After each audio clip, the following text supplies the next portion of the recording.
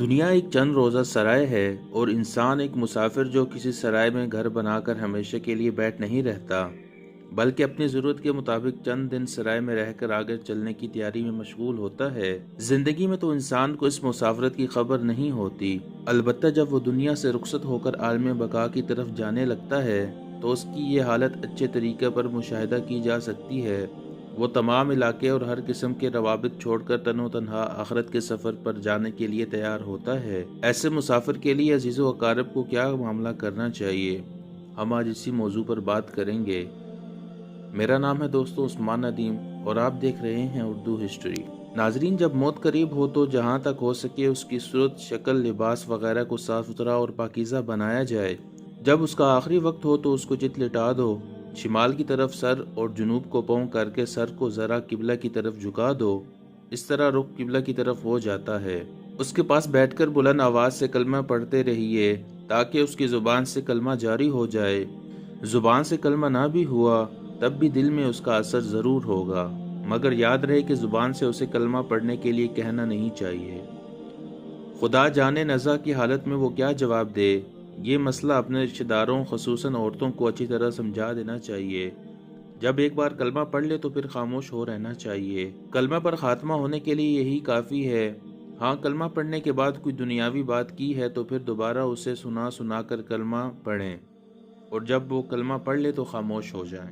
مرنے والے کے سرہانے سورہ یاسین خود پڑھ دیں یا کسی سے پڑھوا دیں، اس سے موت کی سختی میں تخفیف ہو جانے کی امید ہے۔ ایسے وقت میں مال و جائیداد کے انتظامات اور آل و اولاد کی پرورش وغیرہ کے متعلق اس سے کسی قسم کا سوال نہ کیا جائے تاکہ اس کا دل خدا کی طرف لگا رہے۔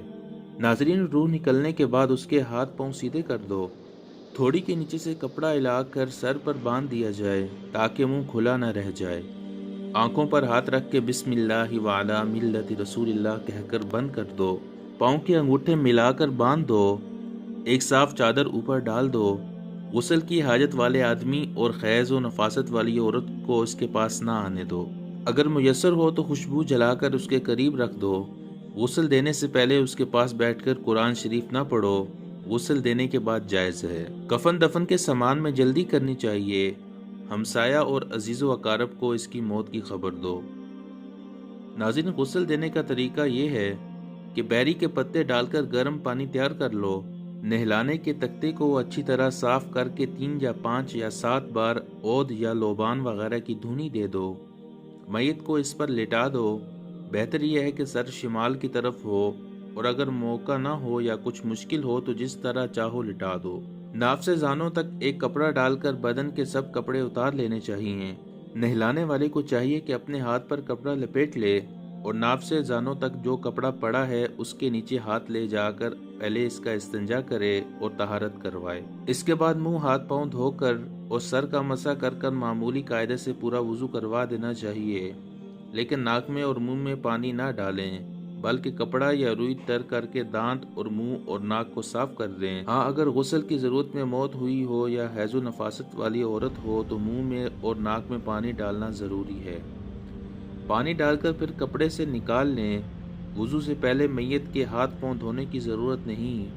وضو کے بعد اس کے ناک، منہ اور کانوں کے سوراخوں میں روئی دے دینی چاہیے تاکہ غسل کا پانی اندر نہ چلا جائے۔